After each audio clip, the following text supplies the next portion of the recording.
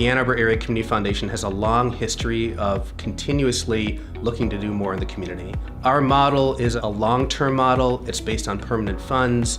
We take donors' money, we invest it, and that way we can make sure every year we're putting money into the community to great nonprofits and students who aspire to a college education.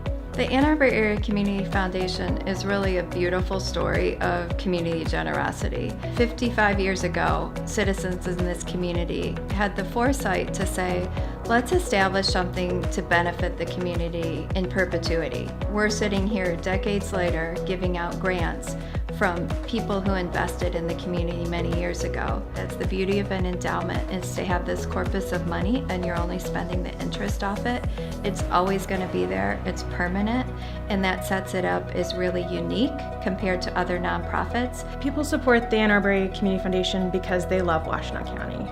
It's a great way to really be able to focus on a broad range of issues. So, you're passionate about the arts, you're passionate about education. We do all of those and many, many more. So it's a great way to be able to invest in your community for the long run. The Ann Arbor Area Community Foundation is a foundation by the people for the people.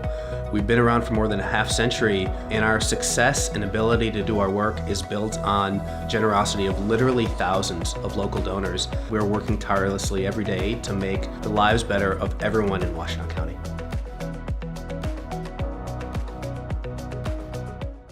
Hey, welcome everybody to the Ann Arbor Area Community Foundation's 2018 Annual Community Meeting.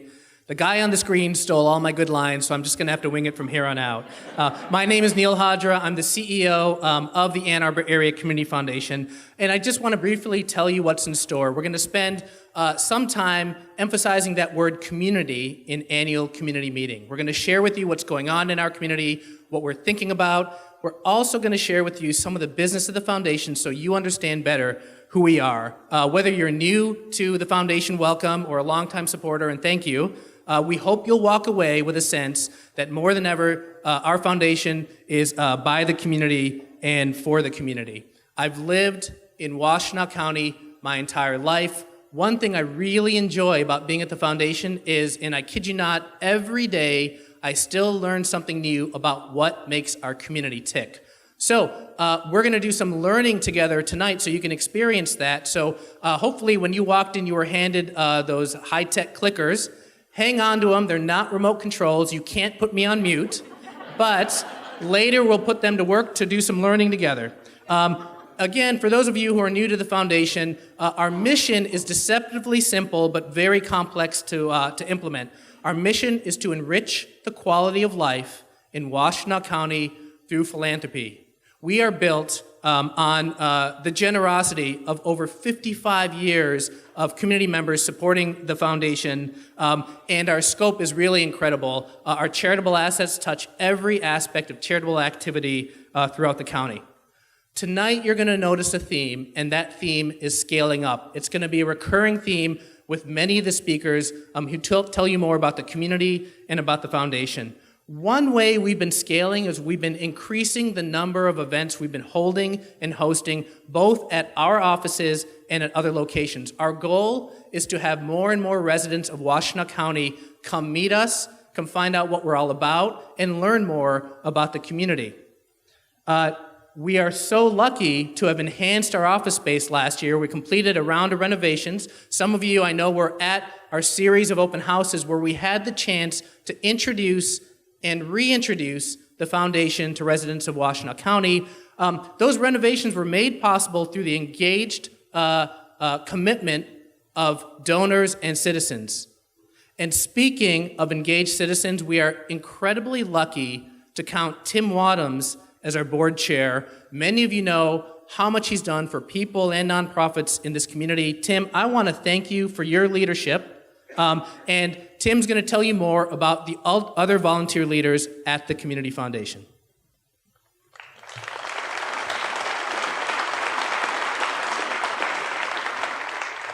Thank you, Neil, and thank all of you for being with us tonight. As Neil mentioned, my name's Tim Wadhams, and I've had the pleasure of serving as the board chair over the past year. I grew up in Ann Arbor, a lifelong resident, and I care deeply about the future of Washtenaw County and our community. I'd like to take a quick second and thank the Community High Jazz Band that performed during the reception. They did a fabulous job.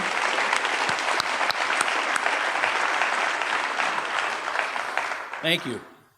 Like many of you in the audience, I sometimes wonder about the future leadership of our community. Personally, I'm very, very encouraged when I think about the next generation of leaders that we are developing.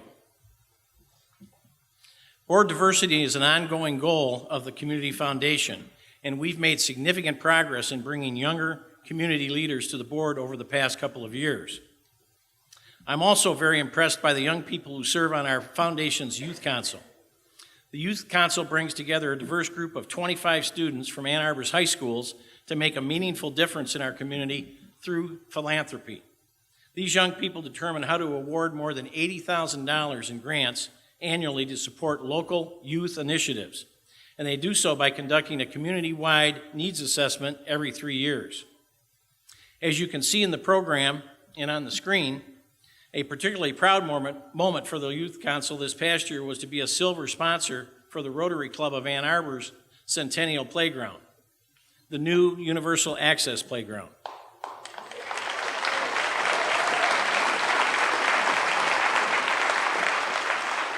At this time, I would like to ask any Youth Council members that are here with us tonight to please stand and be recognized.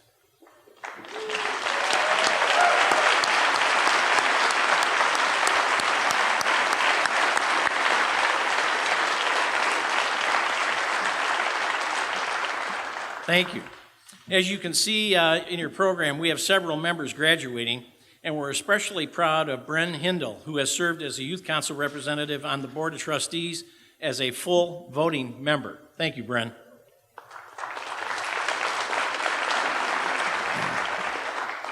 In addition to Bren, we're sad to see a number of other board members retire as we follow best practices in rotating board membership on a regular basis.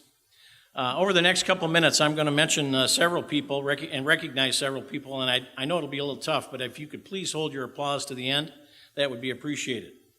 We're also very grateful for the service of George Burrell, Brian Campbell, and Paul Schutt. Thank you for your contributions to our board, and we'll certainly miss you. I'd like to do a special shout out to Brian Campbell. Brian has certainly distinguished himself for both his outstanding business career and his commitment to many local organizations, particularly the Community Foundation.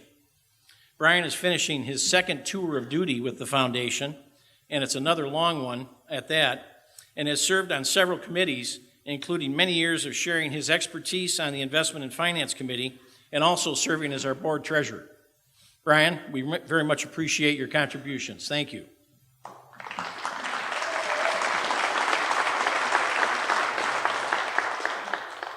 We're very excited that we continue to have dedicated leaders willing to join our board, and we welcome 3 new trustees who will begin their terms of service this month. That includes Kiana Barfield, Aaron Dworkin, and Ahul Nair, who will represent the Youth Council. We have amazing talent in this community, and we're really grateful that they are lending their expertise to our board. As chair, I'm very pleased to continue working with our executive committee for another year. That includes Doug Weber as vice chair, Marie Devaney as secretary, and Cindy Byrne as our treasurer. We'd like to thank our trustees, all of whom are volunteers and give so much of their time and talent to advancing the community through the Community Foundation.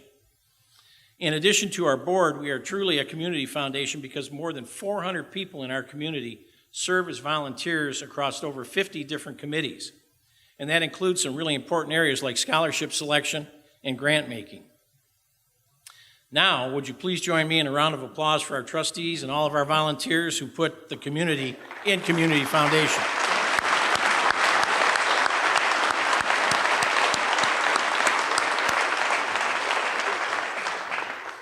Now it's my pleasure to turn the program over to our treasurer, Cindy Byrne, and Jamie Hunter, the Foundation's CFO and Vice President of Operations.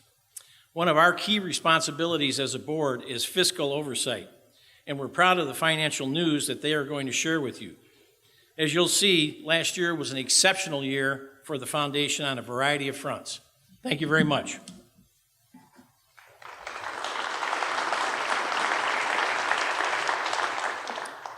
Thank you, Tim, and hello, everyone.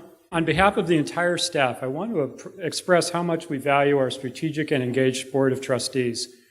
Although I'm one of the newer team members at the foundation, I'm not new to the community, as my wife and I chose to make Washtenaw County our home over 15 years ago. While I thought I knew the Community Foundation from before, both as a former grant recipient as well as a financial advisor, I gain a new appreciation every day for exactly the impact that the Community Foundation has on our community. At the heart of our work is the concept of permanent community capital, also known as endowment. We are the stewards of more than a half-century of community generosity, and our goal is to ensure that donations to our permanent funds are prudently invested in order to generate grants and scholarships forever. That's an amazing concept. Think about it. The donations we first received in the 1960s continue to give back to the community today, and we have new generations who are building on the generosity of the past. Tim Wadhams noted our many volunteers, and we certainly have an amazing group of experts on our Investment and Finance Committee to help guide our strategies, and on our Audit Committee to ensure strong financial management and controls. Cindy Byrne exemplifies this expertise as our treasurer. You can see our preliminary financials on page 6. Look for our audited financials to be released on our website soon after our June Board of Trustees meetings, as well as our annual report. We do have final figures for our investment returns, and as you can see, we're very pleased to announce that we exceeded our benchmarks. Thank you, Jamie. Our growth this past year from 100 to 135 million in assets was due not only to strong investment returns, but also to continued community generosity. Soon you will hear more about two extraordinary gifts that represent significant enhancement to our assets from the estate of Helmut Stern and the generosity of Glacier Hills and Trinity. As illustrated on page 7 of your program and on the screen, even without these two extraordinary gifts, our community produced a record year of generosity. So please give yourselves a round of applause for your collective commitment.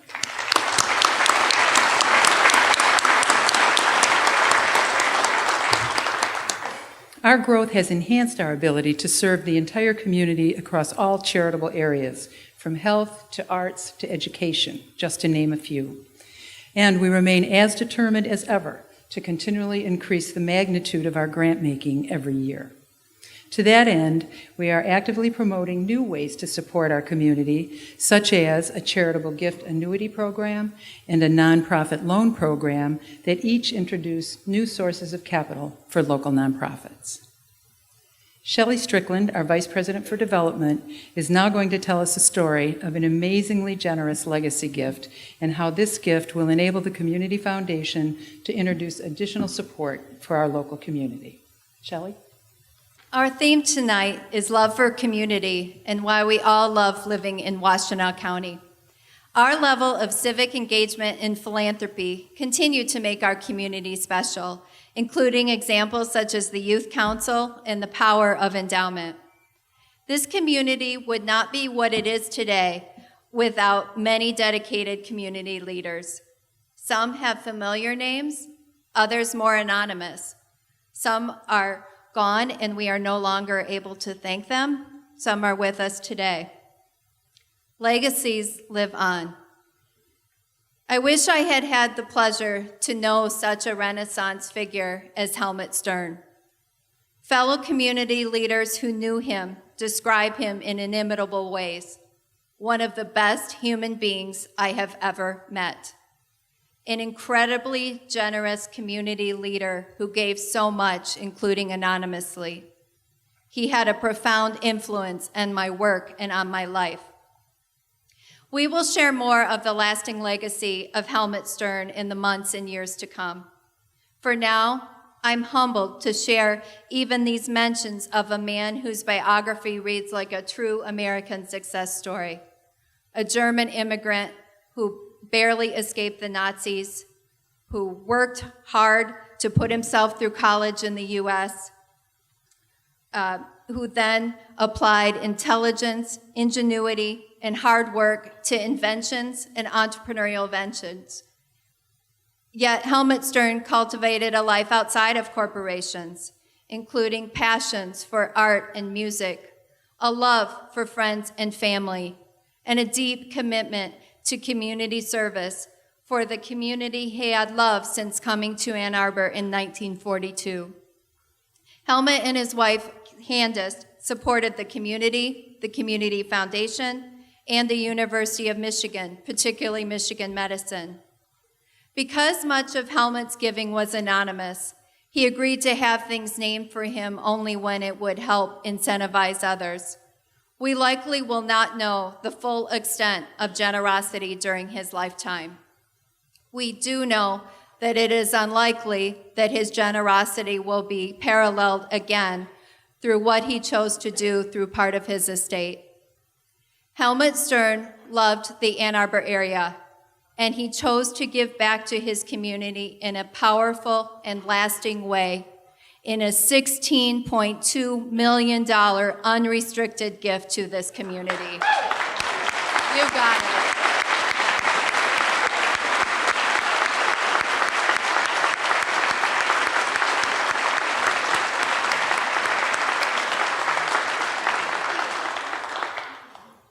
Everyone associated with the Community Foundation is profoundly humbled by and grateful for this extraordinary testament to the community. We believe Helmut gave to the community through us because we serve the entire community, as Neil shared, and we can distribute this support broadly and forever in perpetuity. We believe this unrestricted gift is reflective of Helmut's intent to give back to his community in the ultimate sense. In business, commercial investors don't give money to companies and direct usage for only a limited purpose. Rather, they trust the organization's leadership to direct an investment for maximum impact. A savvy business leader, we believe Helmut Stern understood the importance of unrestricted philanthropy. We are announcing his gift publicly for the first time tonight because our board has carefully deliberated on several ways to honor his amazing tribute to this community. We want to incentivize others to follow his example and make legacy plans. And we also want to challenge others to support local nonprofits. So tonight, on behalf of the Board of Trustees, we have two special announcements to honor Helmut and to inspire others. First, to honor Helmut Stern's generous gift in a lasting way, we will rename our Legacy Society as the Helmut Stern Society for Community Legacy.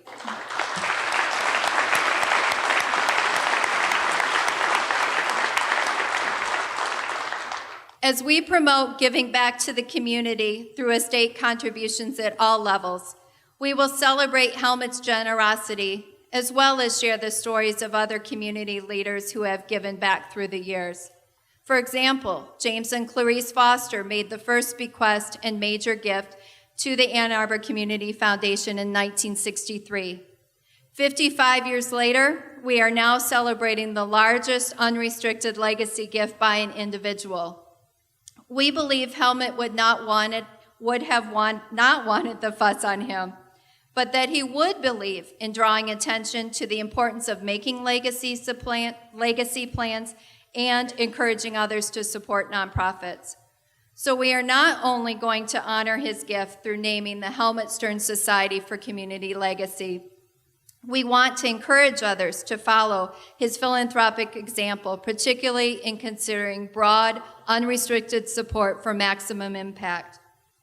So tonight, we are also announcing the Stern Legacy Challenge.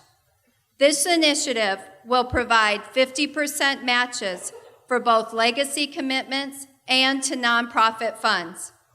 We will be rolling out details of the Stern Legacy Challenge in the coming weeks, and here is the overview. When you document a planned or legacy gift to the Community Foundation, whether it's ideally for broad, unrestricted support for community impact or to a fund dedicated to a specific cause or nonprofit, we will provide a 50% match of that projected gift value up to $50,000 per donor. This match, in recognition of Stern's unrestricted example, will be in the form of a community impact fund in your name or the name of someone else you want to honor. So, even if naming the foundation as, say, the beneficiary of a retirement plan won't see its impact for many years, you can know that the county is being helped currently and forever through community impact grants and through a fund in your name. Speaking of impact now, for current gifts to endowments dedicated to specific nonprofits, the Community Foundation will match those funds at 50% up to $50,000 per nonprofit fund. We hold endowments for more than 120 nonprofits and want to enhance these partnerships and create new ones. Endowments provide a way for nonprofits to diversify their funding and build capital for the future. Organizations can establish nonprofit endowments, and so can individuals as current or planned gifts. So you heard 50,000, you heard 50% match. The other important number is 2 million. That's right, the Stern Legacy Challenge will make available $2 million in matching funds for gift of legacy and gifts to support nonprofit endowments. Let's all join in honoring Helmut Stern and lasting commitments to this community.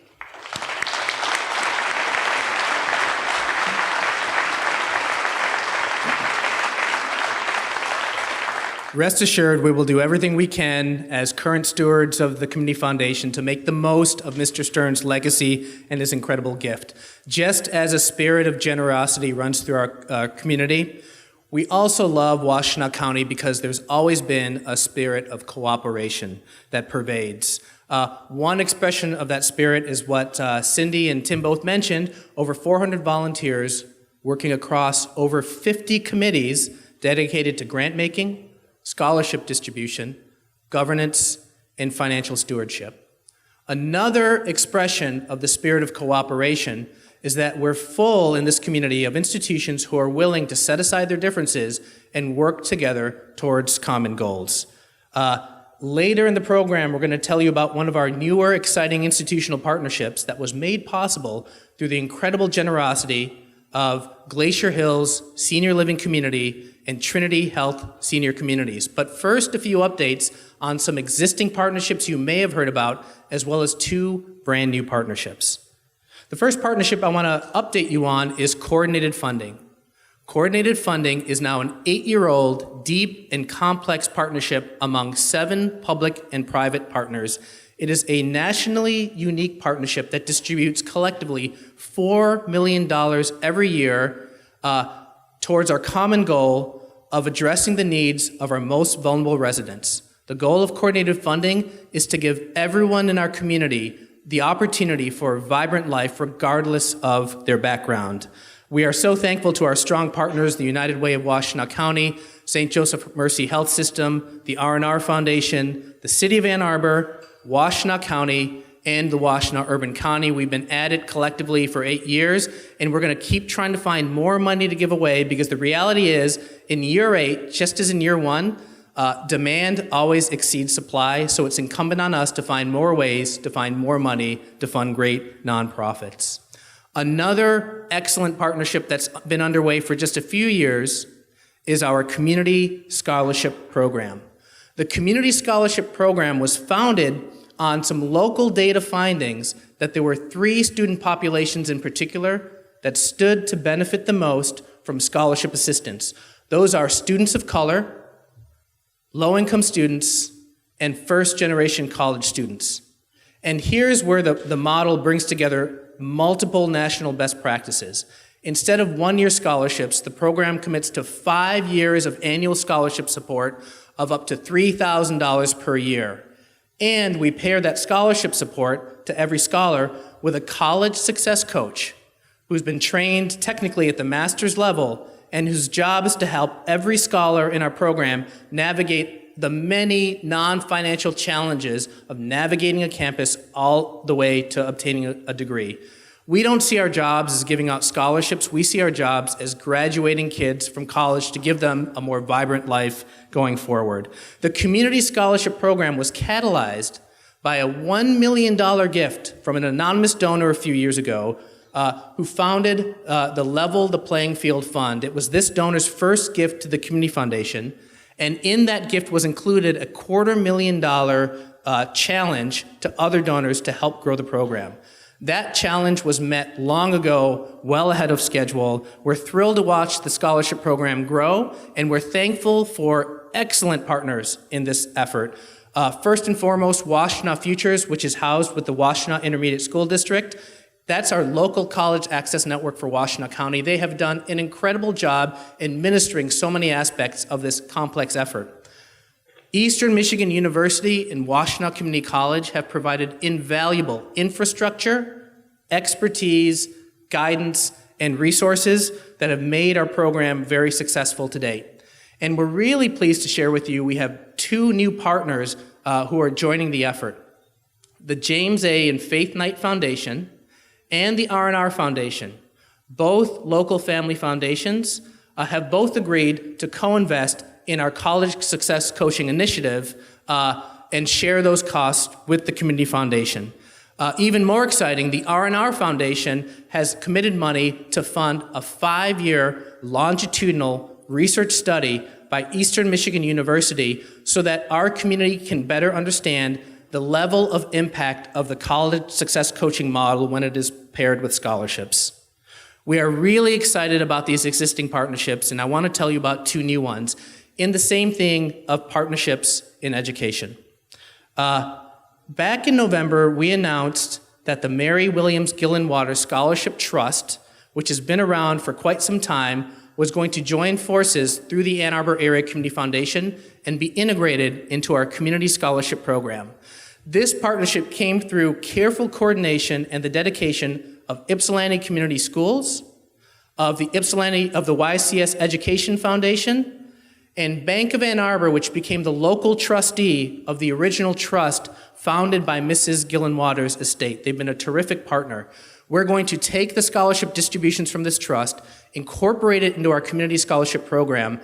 We are going to invest additional money so that every Ypsilanti student receiving one of these scholarships receives that college career-long college success coach. This all takes us back to the incredible story of Mary Williams Gillenwater. Mrs. Gillenwater was a longtime resident of Ypsilanti. She worked hard and diligently every day to provide for her family, and she also saved diligently and invested diligently.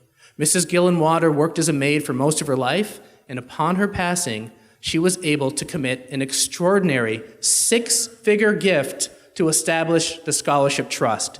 We are absolutely thrilled to preserve and enhance Mrs. Gillenwater's legacy. In fact, an anonymous donor was so excited about her legacy, this donor has challenged the community to add to our new Mary Williams Gillenwater Scholarship Fund. And this donor has offered $10,000 in dollar-for-dollar matching funds to all of you to participate in making sure we grow Mrs. Gillenwater's incredible legacy. Come talk to any of us about that. We're happy to make this a really exciting transaction, not just for the students of Ypsilanti, but for all of us in this room who want to see them succeed. As our work in Ypsilanti continues to deepen, we're really excited to watch our affiliate, the Ypsilanti Area Community Fund, also deepen its work. For those of you new to the foundation, AAACF is an affiliate of the Ann Arbor Area Community Foundation. That means they're part of the same corporate structure, but do have a unique identity and an advisory committee made up of committed Ypsilanti residents. YACF, the advisory committee, recently completed a new round of strategic planning, and they're determined to go deeper. They're going to focus on youth and family by making larger multi-year grants in support of the outcomes they wish to pursue. We're really excited for where YACF is headed and excited to watch them evolve alongside the Community Foundation.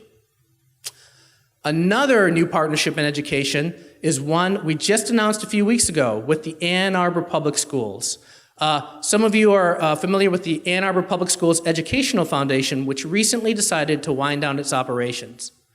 The Community Foundation is stepping in and assuming all of the permanent charitable assets that were previously stewarded by the Educational Foundation. We're really excited to continue to preserve the donor intent and legacy of each and every one of those funds.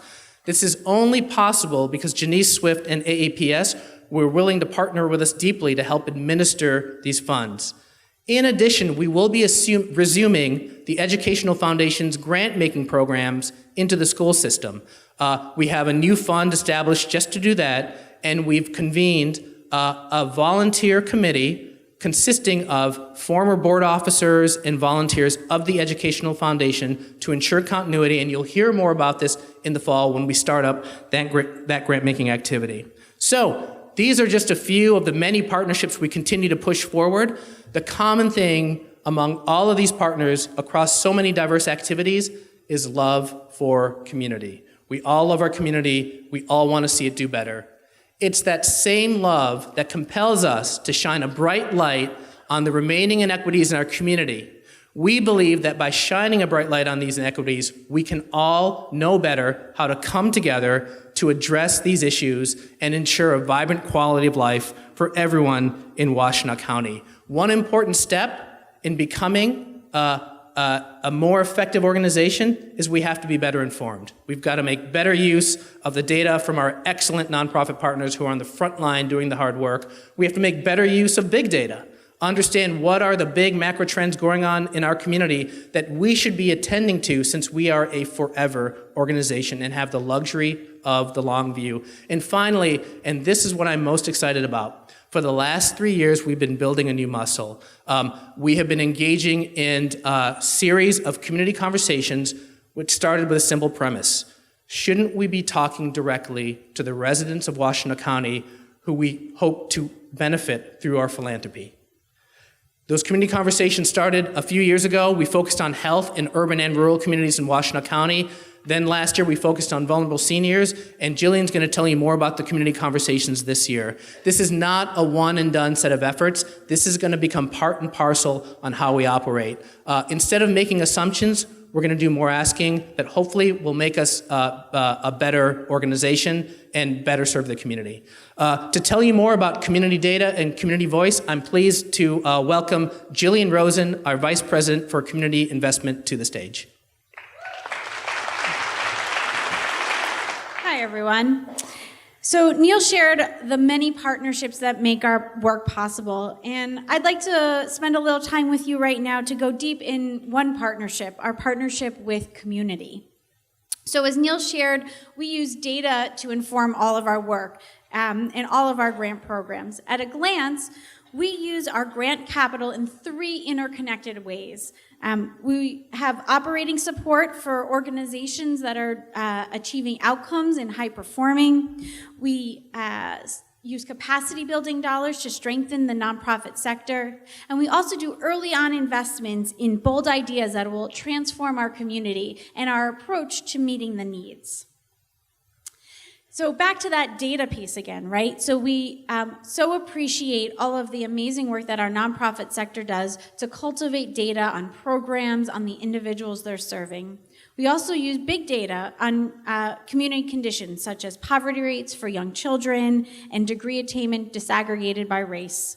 As Neil shared, a piece, perhaps maybe the most important piece, is the voice of the community, of the people. And just a few short years ago, that was in fact missing from our work. So since 2015, we've explored with and learned from the people of Washtenaw County. We put the power of the people to work to enhance our cultural economic development initiative. What have we been up to with cultural economic development? Well, 43,000 people have attended events that have been supported through Community Foundation dollars. That has generated over $1.1 million in economic activity. So for every grant dollar that we invest in our amazing, diverse, and vibrant nonprofit arts and culture sector community, that returns $4.40 in our local economy, supporting all of us in the amazing vibrancy that we enjoy. So now we want to pair what we consider great financial returns with the hopes, the dreams, the desires of our community. So from November to January of the past years, we piloted an initiative called In the Neighborhood. to capture the pulse, the shared understandings, and the aspirations of community members through arts and culture. We engage with residents in communities outside of our traditional networks to hold 6 sessions. We both made art, broke bread, and listened to stories. So what is a neighborhood? A neighborhood could be a physical geography. So for example, we worked with the community of Sugarbrook in Ypsilanti, as well as perhaps a shared identity. So young entrepreneurs or people who have careers in the tech industry. As you know, we don't do anything alone, so we did this in partnership with Decky Alexander at Eastern Michigan University's Engage at EMU. Decky's an artist, a performer, an educator, and one of the best facilitators I've had the opportunity to work with. And then we also partnered with 2 local facilitators, or we thought of them as community navigators, to convene the community with someone that they trust.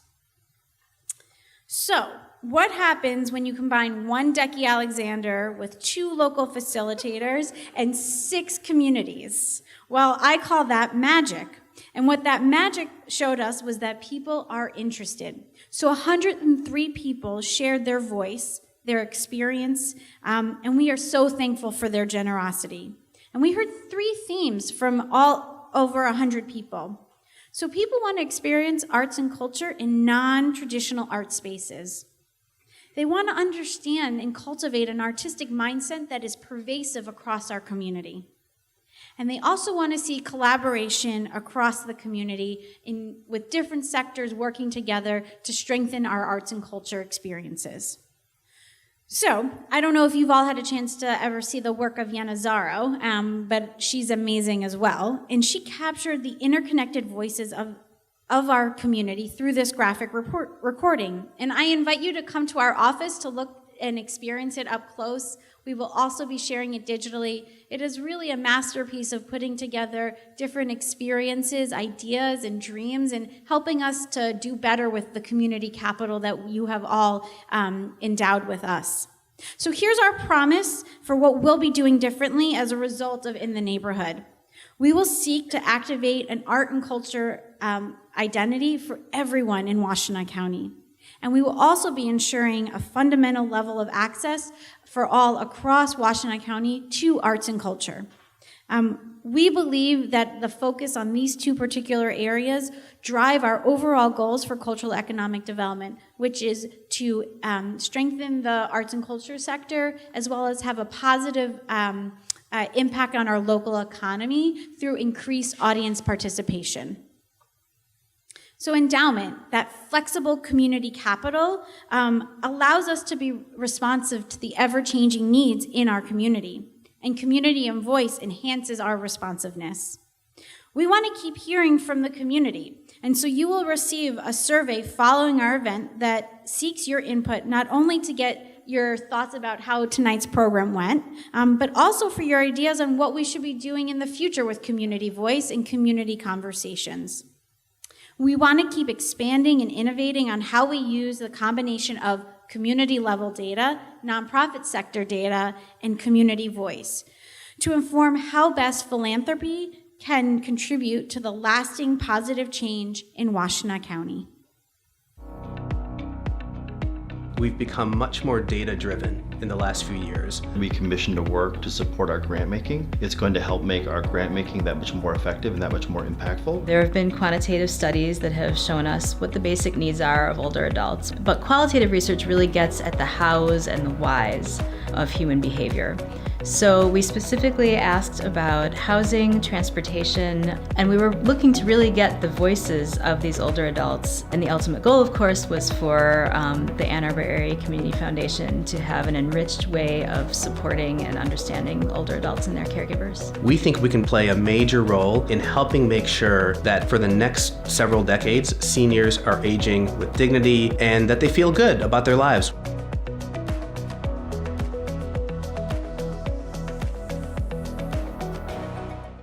When we talk about being data-driven, absolutely, and of course it means using data better.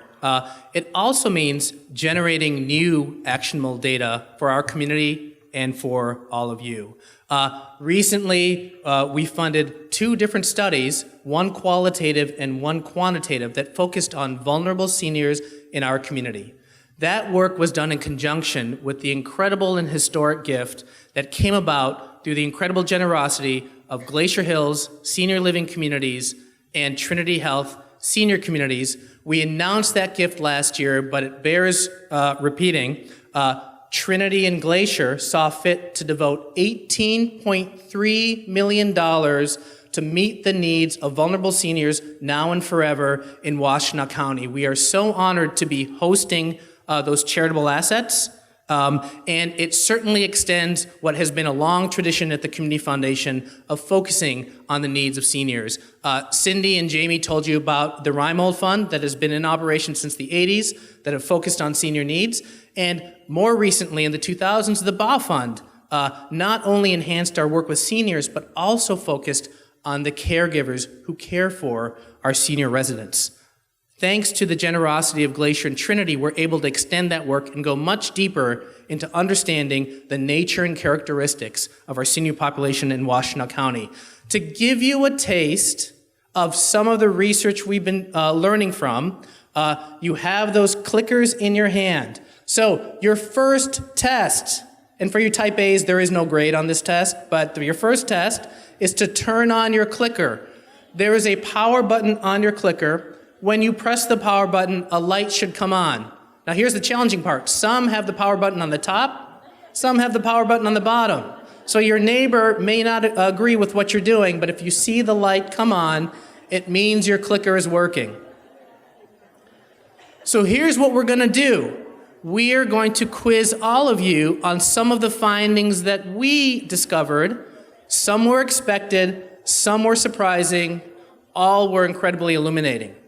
So I'm going to, for those of you who have any trouble reading the screen, I will read each question, and then you get to vote and find out whether you were right or wrong, because I'm sorry, there are actually right and wrong answers in this quiz.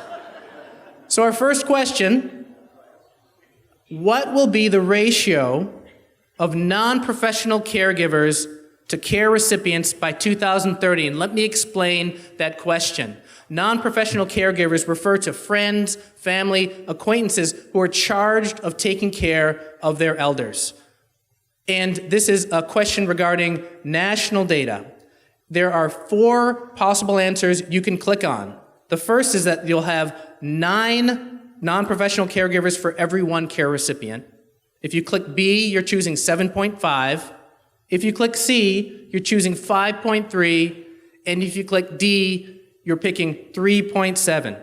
100 of you jumped the gun and have already voted. Good for you, go-getters.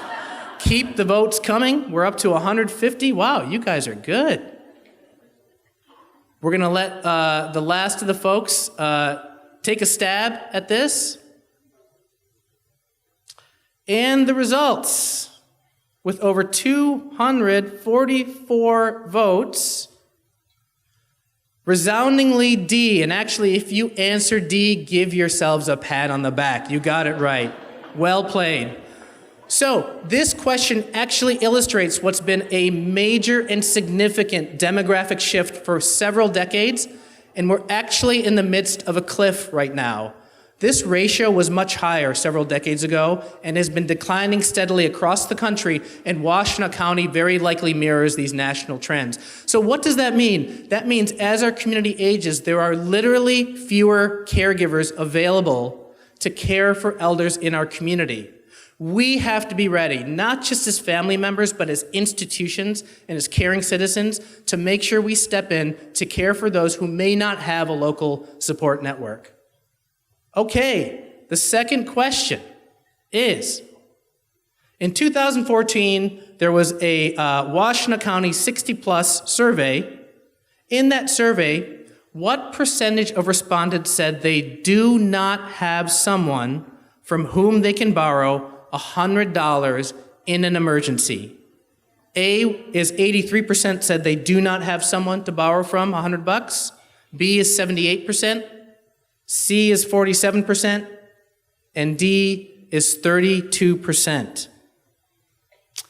And we're going to give everyone a chance to vote. We've already crossed 200. And 240. There we are. The results, you all said B, 78%, followed closely by C, 47%. The C's have it, 47%. This is a really fascinating illustration, isn't it? For a community with our level of prosperity, for 47% of seniors to respond that they don't have a friend to borrow $100 from, just goes to show that the safety net for elders in our community is a little thinner than we'd like to think. We have to be ready to help folks up when they run into challenges. By the way, anyone get two in a row right yet? Okay, good. All right, I'll check in with you after the next question. Next question is easier, true or false. So now you have a 50% chance instead of a 25% chance. As a percentage of the total population, there are more children enrolled in grade K through 12 in Washtenaw County than there are 60-plus residents. If you say true, you're saying there are more school-aged children than 60-plus. If you say false, you're saying there are more 60-plus than school-aged children.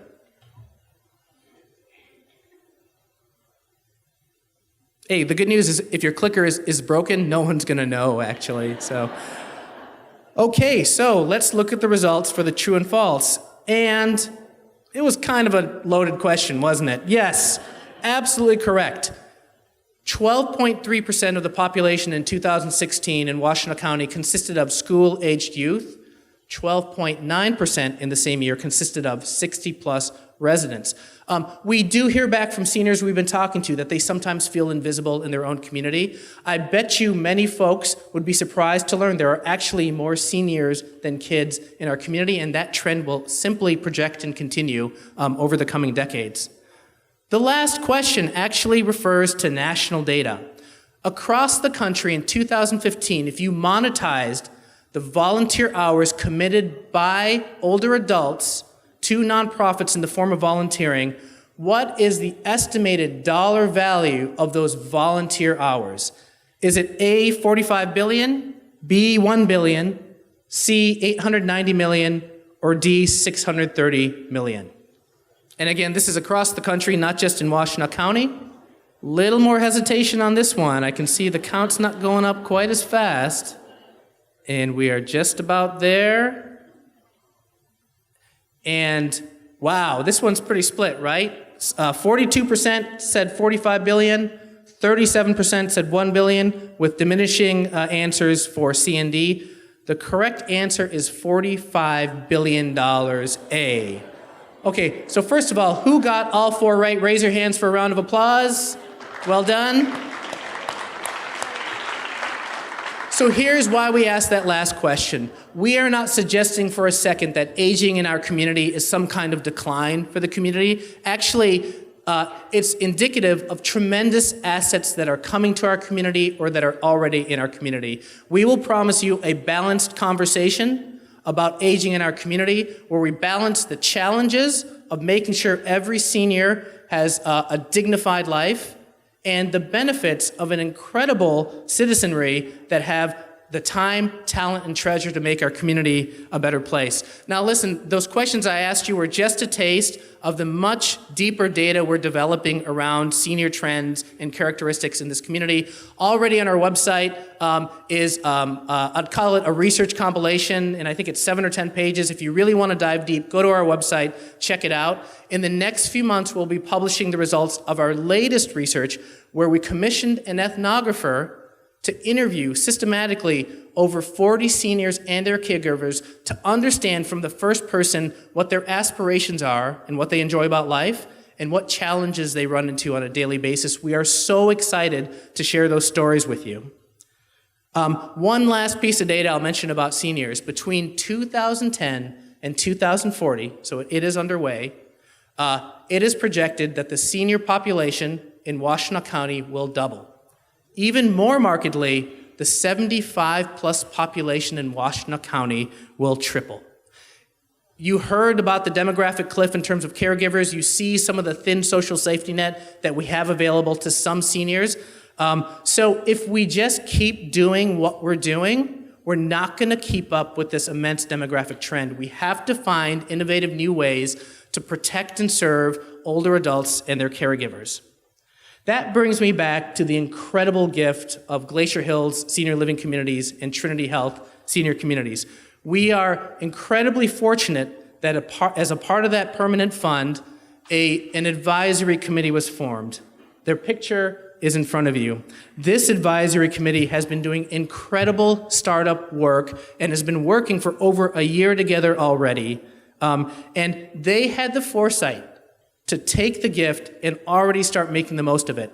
They decided to infuse a significant amount of capital into the community right away to help foster and catalyze innovative new local approaches to protecting and serving older adults and their caregivers.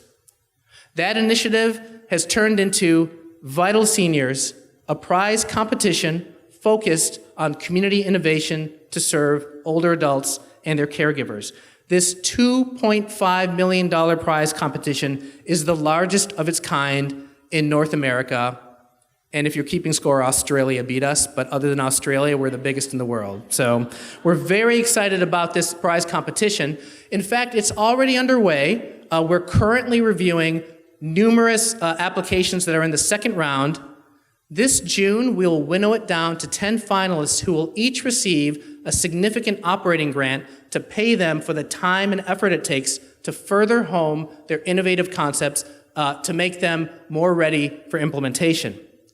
Then what happens is in the fall, we will actually make and distribute the final prizes for the Vital Seniors competition, and there are several. The grand prize in the Vital Seniors competition is a $500,000 prize to launch a new innovation. There are 2 runner-up prizes of $100,000 each, one for a nonprofit with budget under $1 million, and one for a larger nonprofit. So we can see innovation both on the larger and the more grassroots scale. There is a Ralph C. Wilson Jr. Foundation prize committed to the best effort around innovations in serving caregivers. And finally, this is where you all come in. There will also be 2 People's Choice Awards. That doesn't mean you keep your clickers till October, by the way. But 2 $50,000 prizes will be based on the finalists making pitches to the community and the community voting. So stay tuned. We will definitely let you know when that's coming up in October. You get to pick 2 of the prize competition winners. So, as you've heard tonight, the theme has been scaling up. We have been the platform for 2 extraordinary gifts. Mr. Stern's legacy is incredible. The generosity of Glacier and Trinity has been amazing. We don't want to forget the incredible legacy of Mary Williams Gillenwater either. And what does that mean for the Community Foundation and what does that mean for the community? You've gotten a taste of it tonight. What it means is obviously more money for grants to great nonprofits, more money for scholarships to deserving students who want a college education. It's also going to be more convening. We're already ramping up our community education activities. You're going to have more foot traffic and see more foot traffic in our offices and elsewhere. Hopefully, you will see many more opportunities to engage with us face-to-face. It also means more tools to spur philanthropy. For example, our charitable gift annuities program provides a lifetime stream of income to a donor and also benefits the nonprofits loved by that donor. Our nonprofit loan program, which we announced last year and launched this year, provides a new form of capital to growing nonprofits. And of course, we will continue to push hard on new partnerships and new initiatives such as the Vital Seniors Prize Competition and the Helmut Stern Legacy Challenge for $2 million, which we're incredibly excited about. So we're going to bookend this. We started by telling you a little bit about the amazing volunteer leaders who have been driving our foundation forward. We also want to acknowledge the fantastic staff that we have who show up to work every day ready to make significant change in our community. You have their names and their contact information in your programs. Please don't hesitate to contact us. You can find out what we do. We can find out what we're thinking. We can learn about what you're thinking about and what you're up to. Just rest assured that we never forget that we're built on the tireless work of generations of staff before us. We're also built on 55 years of incredible generosity by our community. And here's what you need to know. Rest assured that those of us who are entrusted to steward the foundation will push relentlessly to maximize the impact of your community foundation for Washtenaw County. Thank you for your time. Please return your clickers on your way out and have a great evening. Thank you.